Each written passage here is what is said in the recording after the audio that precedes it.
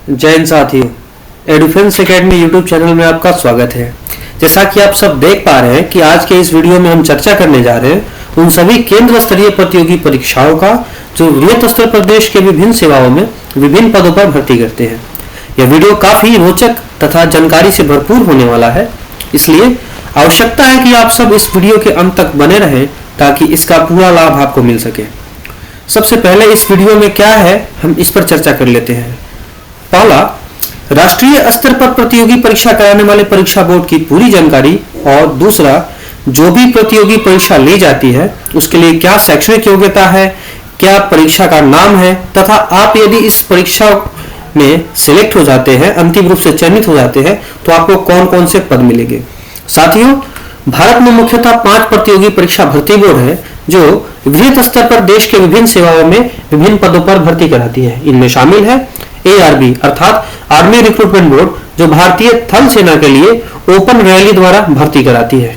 दूसरा, RRB यानी railway recruitment board, जो रेलवे के लिए विभिन्न पदों पर भर्ती कराती है। तीसरा, SSC अर्थात स्टाफ सिलेक्शन कमीशन, जो विभिन्न विभागों में कर्मचारी तथा अधीनस्थ अधिकारी या ग्रुप B स्तर के अधिकारी को भर्ती कराती है। तीसरा, IBPS यानी institute of banking personal selection, जो देश के विभिन्न बैंकों के लिए भर्ती करती है। तथा सबसे महत्वपूर्ण और चर्चित UPSC अर्थात यूनियन पब्लिक सर्विस कमीशन, जो देश के लगभग सभी विभागों में राजपत्रित अधिकारी या ग्रुप A स्तर के अधिकारी की भर्ती करती है। तो चलिए हम सब इस पर एक एक करके चर्चा करते हैं, जिनमें पहला बोर्ड ARB अर्थात आर्मी रिक्रूटमेंट बोर्ड है। देश के हर युवा की ये चाहत और सपना होता है कि वह सेना में भर्ती होकर देश की सेवा करे। ऐसे युवा अपना सपना इस प्रकार पूरा कर सकते हैं। सामान्यतः आर्मी रिक्रूटमेंट बोर्ड 2 शैक्षणिक योग्यताओं पर भर्ती लेती है। पहला, 10वीं पर सेना में 2 प्रकार के पद पर भर्ती किए जाते हैं। पहला, ट्रेडमैन यानी वो सभी पद जो सेना में सहायक के रूप में काम करते हैं, जैसे रसोइया, मोची, वाशरमैन, बार्बर इत्यादि। और दूसरा तथा सबसे महत्वपूर्ण GD यानी जनरल ड्यूटी। इसके अंतर्गत राइफलमैन या सिपाही पद पर भर्ती होती है। वही सिपाही जो अपने जीवन की परवाह न करते हुए किसी भी विषम परिस्थिति को मोड़ देते हैं। दूसरी शैक्षणिक योग्यता की बात की जाए तो वह योग्यता 12वीं है। इस स्तर पर भी 2 प्रकार की भर्ती होती है। पहला, PCM क्लब यानी फिजिक्स, केमिस्ट्री तथा मैथमेटिक्स क्लब।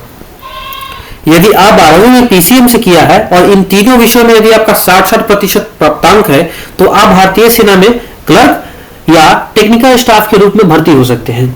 क्लर्क से तात्पर्य ऑफिस स्टाफ के रूप में तथा टेक्निकल से तात्पर्य है कम्युनिकेशन स्टाफ के रूप में। कम्युनिकेशन स्टाफ के रूप में आपको RO या RM मतलब रेडियो ऑपरेटर या रेडियो मैकेनिक जैसे पदों पर भर्ती होते हैं। 12वीं में दूसरा PCB क्लब अर्थात फिजिक्स, केमिस्ट्री तथा बायोलॉजी क्लब है।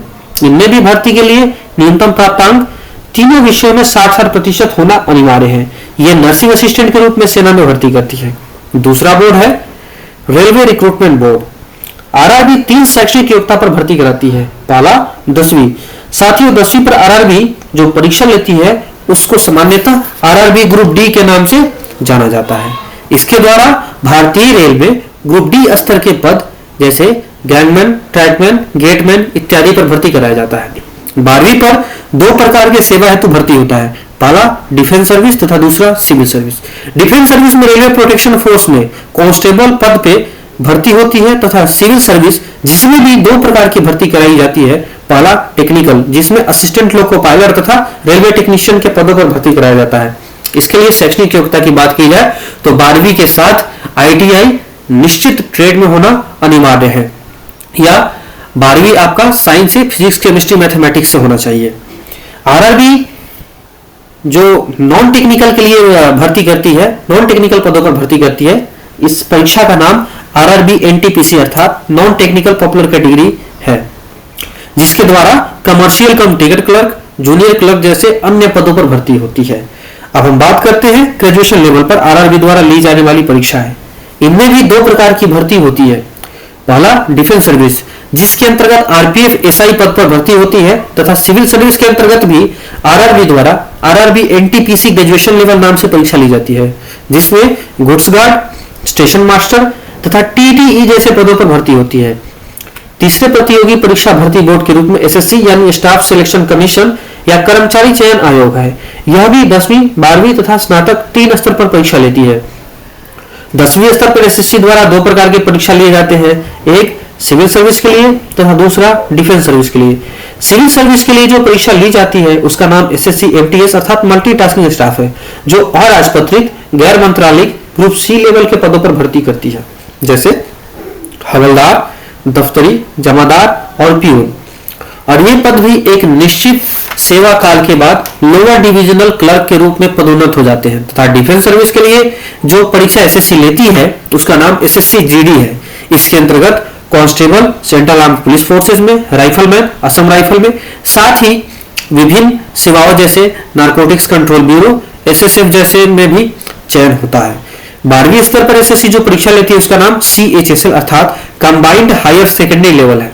इसके अंतर्गत देश के विभिन्न सेवाओं में lower division clerk, junior secretariat, assistant, data entry operator जैसे पदों पर भर्ती करती है। स्नातक स्तर पर भी एसएससी 2 प्रकार का परीक्षा लेता है। पहला सिविल सर्विस, इसके अंतर्गत एसएससी सीजीएल अर्थात कंबाइंड ग्रेजुएशन लेवल नाम से परीक्षा लेती है, जिसमें income tax inspector, excise inspector, assistant audit officer जैसे पदों पर भर्ती करती है। डिफेंस सर्विस के लिए एसएससी सीपीओ अर्थात सेंट्रल पुलिस ऑर्गेनाइजेशन नाम से परीक्षा लेती है, जिसमें सीपीएफ्स में सब इंस्पेक्टर रैंक पर भर्ती करती है। बैंकिंग सेक्टर के लिए जो बोर्ड परीक्षा लेती है उसे आईबीपीएस कहते हैं।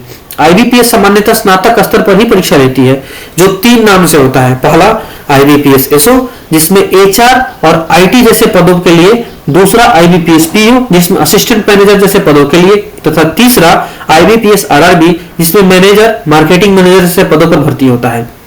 इस वीडियो के अंतिम बोर्ड की बात की जाए तो यह board union public service commission यानी संघ लोक सेवा आयोग है, जो देश के सबसे महत्वपूर्ण पदों पर भर्ती करती है। यह वही बोर्ड है जो बहुचर्चित डीएमएसपी पदों के लिए भर्ती करती है। तो चलिए एक एक करके इसके द्वारा ली जाने वाली प्रतियोगी परीक्षाओं की चर्चा करते हैं।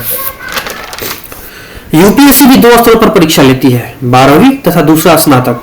12वीं पर यूपीएससी एकमात्र एनडीए यानी नेशनल डिफेंस एकेडमी नाम से परीक्षा लेती है। इस परीक्षा के माध्यम से इंडियन आर्म्ड फोर्सेज में कमीशन ऑफिसर की भर्ती होती है, जैसे इंडियन आर्मी में लेफ्टिनेंट, इंडियन एयरफोर्स में फ्लाइंग ऑफिसर तथा इंडियन नेवी में सब लेफ्टिनेंट पद पर भर्ती होता है। अब हम चर्चा करते हैं यूपीएससी द्वारा ग्रेजुएशन लेवल पर होने वाली प्रतियोगी परीक्षाओं की। स्नातक स्तर पर सिविल सर्विस के अंतर्गत जो परीक्षा लिया जाता है उसका नाम यूपीएससी सीएसई अर्थात सिविल सर्विस एग्जामिनेशन है। यह वही एग्जाम है जिससे पुलिस कप्तान और जिलाधिकारी बनते हैं। इसके अंतर्गत इंडियन एडमिनिस्ट्रेटिव सर्विस में sub divisional magistrate, Indian police service में assistant superintendent of police, Indian foreign service में 3rd secretary, Indian revenue service में असिस्टेंट सेक्रेटरी तथा अदर सिविल सर्विसेज में ग्रुप ए लेवल का राजपत्रित अधिकारी बनते हैं। डिफेंस सर्विस के अंतर्गत यूपीएससी 2 प्रकार का परीक्षा लेता है। पहला सीडीएस अर्थात कंबाइंड डिफेंस सर्विस, जो इंडियन आर्म्ड फोर्सेज के लिए शॉर्ट सर्विस कमीशन करती है, जो ठीक एनडीए की ही भांति इंडियन आर्मी के लिए लेफ्टिनेंट, इंडियन एयरफोर्स के लिए फ्लाइंग ऑफिसर तथा इंडियन नेवी के लिए सब लेफ्टिनेंट पदों पर भर्ती करती है। दूसरी परीक्षा की बात की जाए तो वह परीक्षा यूपीएससी सीएपीएफ एसी अर्थात सेंट्रल आर्म्ड पुलिस फोर्सेज के लिए जो राजपत्रित अधिकारी होते हैं उनको ये भर्ती कराती है, जिसमें सभी सीएपीएफ्स में असिस्टेंट कमांडेंट पद पे भर्ती कराती है। कुछ अन्य परीक्षाओं जो सीएपीएफ द्वारा अन्य महत्वपूर्ण पदों को भरने में 12वीं के स्तर पर करती है, इनमें 2 प्रकार के कार्य हेतु असिस्टेंट सब इंस्पेक्टर तथा हेड कांस्टेबल के पद पर भर्ती किया जाता है। पहला मंत्रालयिक, इसके लिए शैक्षणिक योग्यता 12वीं किसी भी संकाय से होना चाहिए। इसमें कार्यालयी कामकाज हेतु आसान शब्दों में कहे तो बाबू के पद के लिए भर्ती होता है, जिसमें पहला पद हेड कांस्टेबल मिनिस्ट्री तथा दूसरा पद एएसआई स्टेनो है। इसके लिए एडिशनल अगर क्वालिफिकेशन की बात की जाए तो कंप्यूटर में टाइपिंग होना जरूरी होता है, हिंदी और इंग्लिश दोनों। दूसरा महत्वपूर्ण कार्य कम्युनिकेशन अर्थात संचार का है। इसके लिए शैक्षणिक योग्यता विज्ञान संकाय से 12वीं होता है। 12वीं में भी ठीक आर्मी टेक्निकल की तरह पीसीएम क्लब से होना चाहिए, जिसमें 60-60% प्राप्तांक होना अनिवार्य है।